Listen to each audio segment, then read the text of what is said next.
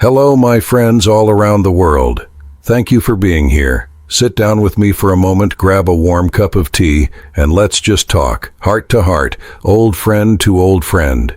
You know, looking at myself in the mirror lately, seeing these deep lines on my face and feeling the slow, heavy ache in my bones, I realize something that nobody ever warns you about when you enter your 60s, 70s, and beyond.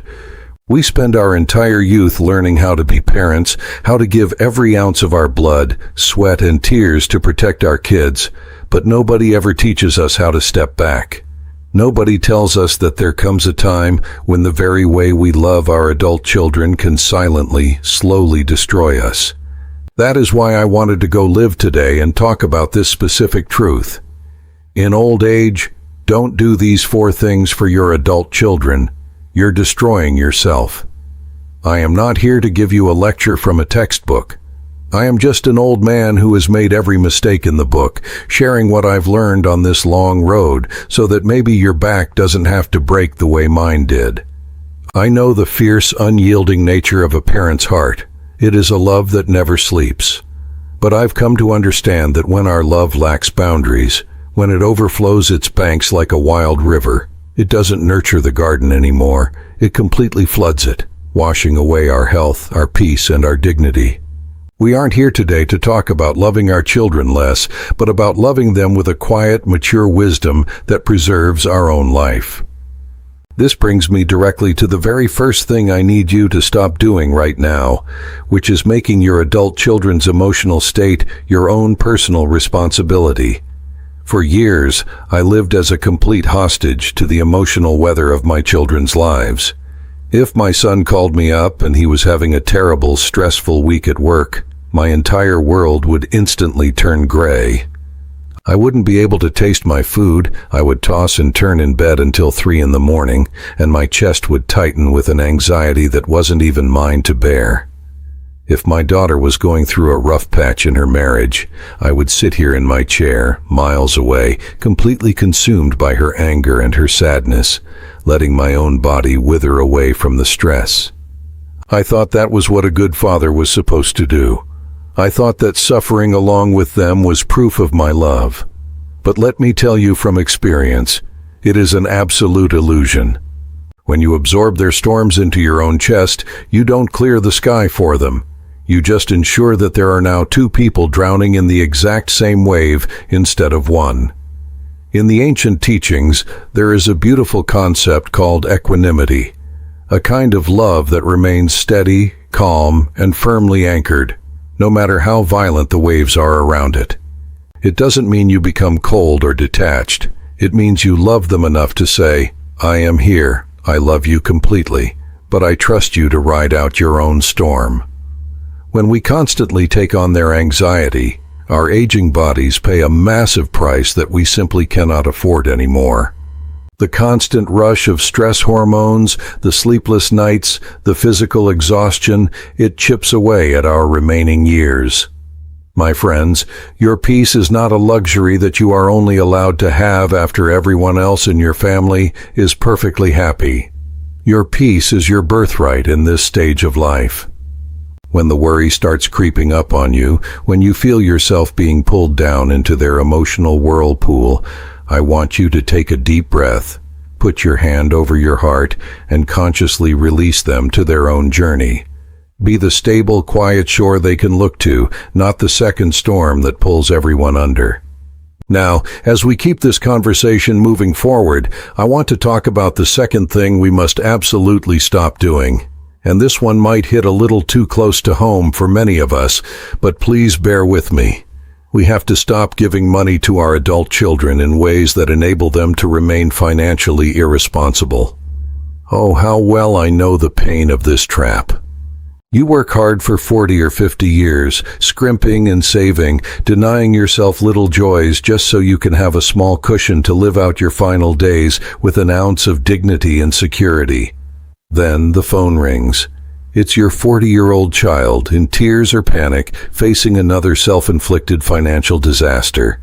Maybe it's credit card debt from things they shouldn't have bought, or a car payment they couldn't afford, or just a general pattern of never learning how to manage a single dollar. And your parental instinct kicks in, screaming that you have to rescue them, so you reach into your hard-earned retirement account and you wire the money. You tell yourself it's the last time, but it never is. What we fail to see in those moments of blind compassion is the damage we are causing to both sides. Think of a butterfly trying to break out of its cocoon. It is painful to watch it struggle, twist, and push against that hard shell for hours. If you take a pair of scissors and kindly cut the cocoon open to save it from the struggle, the butterfly will crawl out easily. But its wings will be withered and useless, and it will never fly. It is the very struggle against the resistance of the cocoon that forces life into its wings. Every single time we step in with our checkbooks to erase the consequences of our adult children's poor financial choices, we are cutting open their cocoon. We are robbing them of the dignity of learning how to budget, how to sacrifice, and how to become truly capable adults. True compassion isn't about removing every obstacle. It is about helping another human being find their own strength. Beyond what it does to them, look at what it is doing to you. Financial vulnerability in old age is a terrifying, heavy burden. It means you can't afford the medical care you need. It means you worry about housing, and it destroys your ability to live independently without becoming a burden to the very people you exhausted yourself trying to save. Taking care of your own nest egg in your twilight years isn't a selfish act. It is the highest form of wisdom and a profound gift of love to your family. A parent who is financially secure and stable is a blessing. A parent who has completely emptied their bank account out of misplaced guilt eventually becomes a dependent liability. If you truly want to help them and you have the means, do it once, make the boundaries crystal clear, and let that be the end of it. Do not allow your hard-earned savings to become a permanent, reliable safety net that prevents them from ever looking at their own financial reality. If your answer has to be a no because your own resources are limited, let that no be delivered with absolute love, clarity, and zero guilt. Your life's work is woven into that money. Guard it with the same respect and wisdom that you apply to your health, because you have earned the right to sleep peacefully at night without the shadow of financial ruin hanging over your silver years. Moving right along to the third thing we need to cross off our list, my friends, is that we must stop solving everyday problems that our adult children genuinely need to figure out on their own. I remember when my own kids were toddlers, if they stumbled or bumped into a coffee table, I would leap across the room to catch them before they even hit the floor. That is a beautiful, necessary instinct when they are small and fragile. But when your child is 43 years old, with their own gray hairs starting to show, and they call you up venting about a disagreement with their boss, a fight with their spouse, or a difficult decision they have to make, you cannot keep leaping across the room to catch them. Yet, what do? Before they even finish explaining the situation, our minds are already running at 100 miles an hour, drafting solutions, planning how to intervene, or offering unsolicited advice on exactly how they should handle it.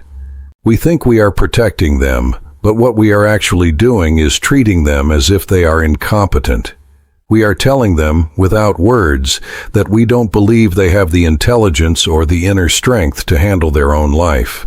What happens to a muscle that is never required to carry its own weight? It simply stays weak, it withers away, and it never develops the capacity to endure. Life is a grand classroom, and difficulties are the exact curriculum required for a human being to grow up. When you step in and build a bridge over every single rough patch in their river, you aren't saving them from the lesson. You are just postponing it, and you are running yourself entirely ragged in the process. If you carry a grown child on your back long after they have developed the strength to walk, two things happen inevitably. They never learn to walk with a strong, confident stride, and your own aging back eventually breaks under the weight. True parental wisdom in our later years looks like sitting back, opening our ears, and listening with a deeply loving, completely attentive heart, without immediately jumping forward with a checklist of answers. It means having the courage to look at your struggling adult child and say, "That sounds incredibly heavy and difficult, sweetie, but I know how resilient you are, and I truly believe you have what it takes to find your way through this." We must learn to trust them with the weight of their own lives. Save your strength for the moments of genuine crisis or danger. For everything else, let them sit in the classroom of life and earn their own passing grade so that you can finally reclaim the mental peace you so deeply deserve. This ties beautifully into the fourth and final thing I am pleading with you to stop doing, which is shrinking the boundaries of your own life just to orbit around theirs. I talk to so many folks my age, men and women in their 60s, 70s, and 80s, and if you listen closely to the quiet undertone of their stories, there is this profound, aching sense of loss.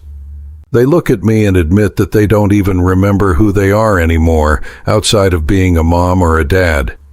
Somewhere along the journey, so slowly and gradually that they didn't even notice it happening, they stopped making their own plans because what if the kids need something? They stopped booking vacations or visiting old friends because what if there's an emergency and I'm out of town? They gave up their long-lost hobbies, let their social circles dwindle down to nothing, and allowed their own spiritual practices to fade into the background, all so they could sit by the phone like a lonely satellite, circling and waiting to be useful to people who are middle-aged and fully occupied with their own busy lives. And here is the heartbreaking irony of it all. Our children never asked us to do this to ourselves. They don't want to look at us and see empty shells whose entire existence depends on their daily schedule. The later years of a human life are not supposed to be a dusty waiting room where you sit quietly in the dark while the younger generations have all the adventures.